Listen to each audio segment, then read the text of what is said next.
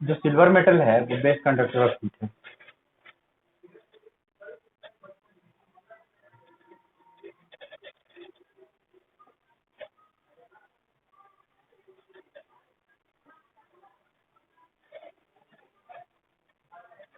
लेकिन क्योंकि सिल्वर जो है वो महंगा होता है, यानी यूज करने में महंगा है, तो अटेंसिस वगैरह जो है वो इससे नहीं बनाया जाता है। ये है भले ही जो है आपको सिल्वर मेटल जो है वो बेस्ट कंडक्टर ऑफ हीट है, लेकिन इससे अटेंसिस वगैरह नहीं बनाते हैं। अटेंसिस वगैरह बनाने के लिए हम लोग एल्युमिनियम का यूज करते हैं, ठीक है। और फिर आपको समझना है कि जो कंडक्टिविटी ऑफ हीट है उसी से आपको देखना पड़ेगा यहाँ पे कौन कौन सा मेटल सुटेबल होगा आपको अटेंसिस बनाने के लिए। मोस्टली हम लोग यूज करते हैं कॉपर और एल्युमिनियम को।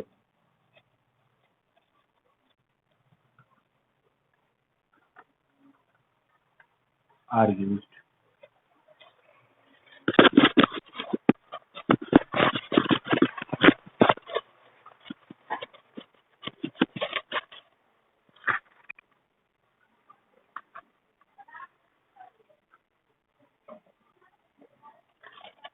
ठीक है। देखिए सेम सीन है इलेक्ट्रिसिटी के कंडक्टिविटी के भी साथ, ठीक है। Again silver metal is the best conductor of electricity, ठीक है।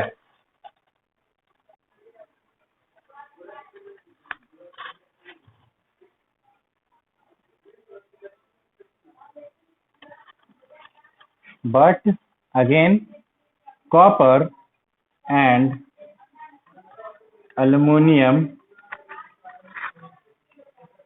metals are used for making wires। इसके पीछे भी वही सीन है, सिल्वर जो है वो चीप नहीं है, बाकी जो मेटल्स हैं उसके बनिस्बत चीप है, इसलिए इसे इस्तेमाल करते हैं, ठीक है। ये रहा बात good conductor of heat and electricity का।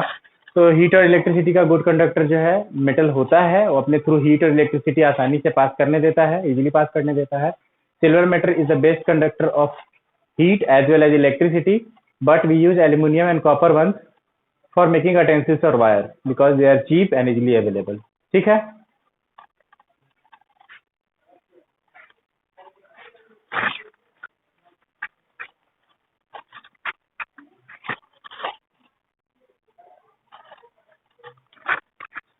अगला जो प्रॉपर्टी है इसका वो अट्रैक्शन से लेकर के है, ठीक है।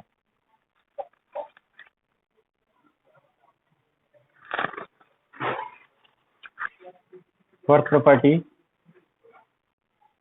metals are lustrous, ठीक है। metals are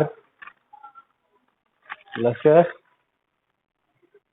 और शाइनी कह सकते हैं इसको,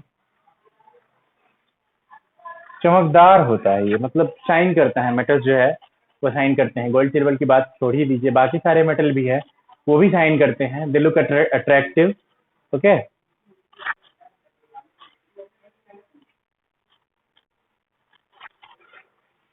दे कैन बी पॉलिश्ड, इनको पॉलिश किया जा सकता है, यानी बार बार उसको जो उसका सबसे ऊपर वाला सरफेस है उसको पॉलिश करके उसको फिर से चमकदार बनाया जा सकता है, ठीक है। पुराना होने के बावजूद भी ऐसा जनरली हम लोग गोल्ड और सिल्वर का जो ऑर्नामेंट बनाते हैं उसके लिए करते हैं, ठीक है।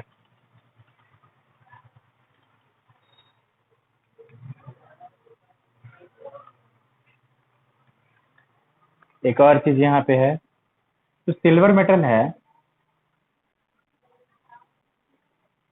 जो सिल्वर मेटल जो है is an excellent reflector of light. Again यहाँ पे सिल्वर मेटल जो है वो बाजी मार जा रहा है। मेनली गोल्ड का भी यूज करते हैं, सिल्वर का भी यूज करते हैं और ऑर्नामेंट्स बनाने के लिए, और इसी प्रॉपर्टी के सहायता से ऐसा हो पाता है। और जो सिल्वर मेटल है ये लेकिन यहाँ भी बाजी मार जाता है। ये best excellent reflector of light है। ठीक है,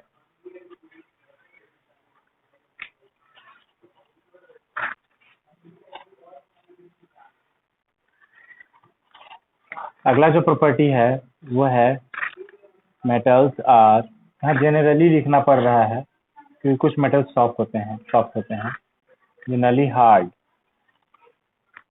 ठीक है, generally hard, strong and have high tensile strength.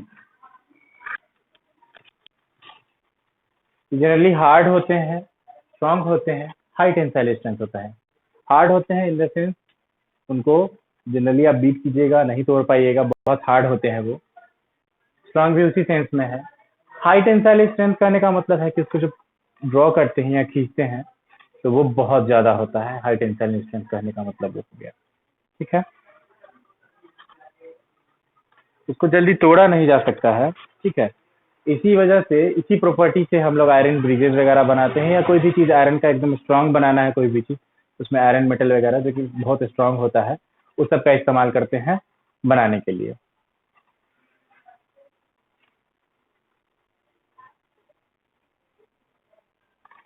Exception है एक, sodium and potassium.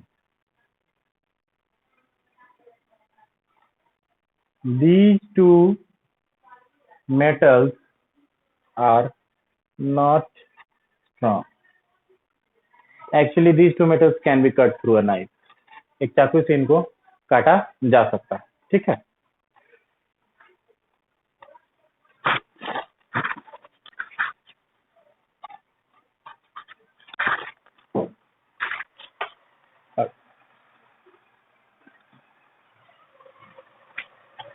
metals are solid at room temperature.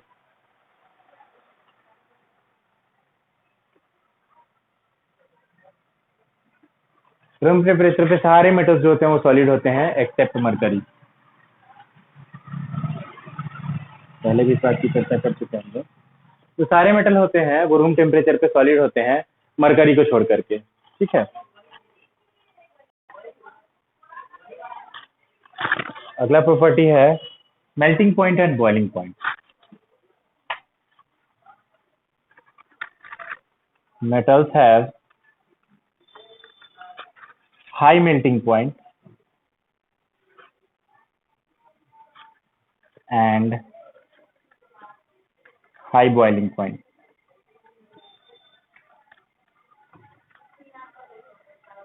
यानी मेटल्स को जो है गलाने के लिए हमको बहुत ज्यादा हीट, एक्सट्रीम हीट देना पड़ता है गलाने के लिए, और इवेपोरेशन शुरू हो जाए उसमें, यानी बॉइलिंग होना शुरू हो जाए उसमें, तो वो भी बहुत ज्यादा होता है। दोनों चीज जो है melting point and boiling point दोनों जो है वो मेटल्स का बहुत ज्यादा होता है।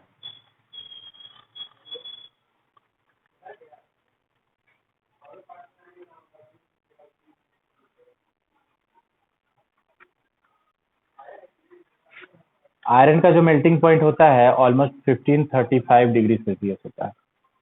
Melting point of iron almost 1535 degree centigrade होता है।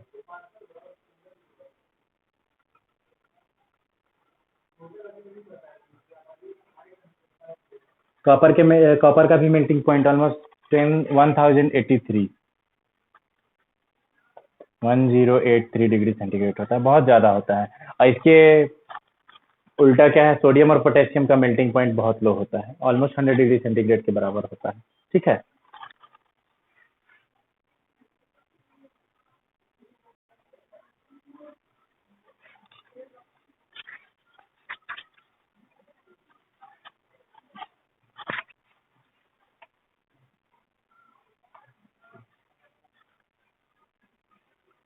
हाई डेंसिटीज, घनत्व जो होता है मेटल्स का वो बहुत ज्यादा होता है, इसमें भी एक्सेप्ट सोडियम एंड पोटेशियम।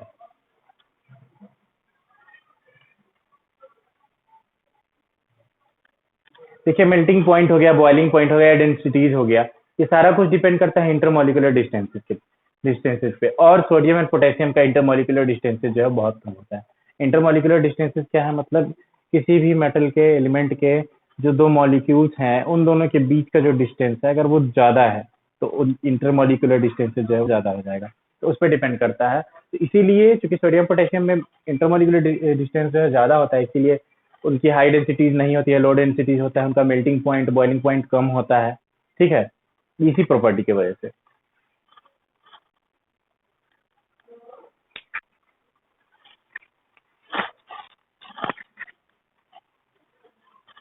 अगला प्रॉपर्टी जो है वो है मेटल्स आर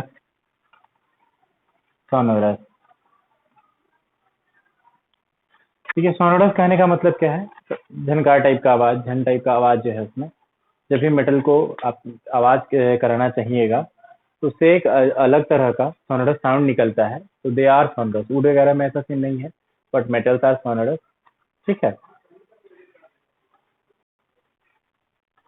इसी के वजह से, मतलब मेटल के सोनोरस की वजह से ही आप लोग एग्जांपल देख सकते हैं, जैसे बेल वगैरह, घंटी वगैरह जो बनाया जाता है वो क्या है, उसी प्रॉपर्टी के आधार पे होता है कि मेटल जो होते हैं वो सोनोरस होते हैं, तो उसके हिसाब से हम लोग बेल वगैरह बना सकते हैं उससे।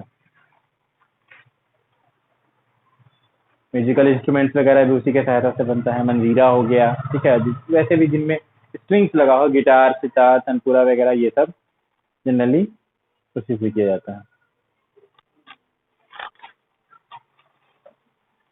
लास्ट प्रॉपर्टी पढ़ते हैं मेटल्स का। मेटल्स आर यूजुअली, कलर की बात कर रहे हैं हम लोग, usually of grey and silver colour except gold and copper. Gold का कलर गोल्डन होता है, आप लोग को पता है। कॉपर जो है वो रेडिश ब्राउन कलर का होता है।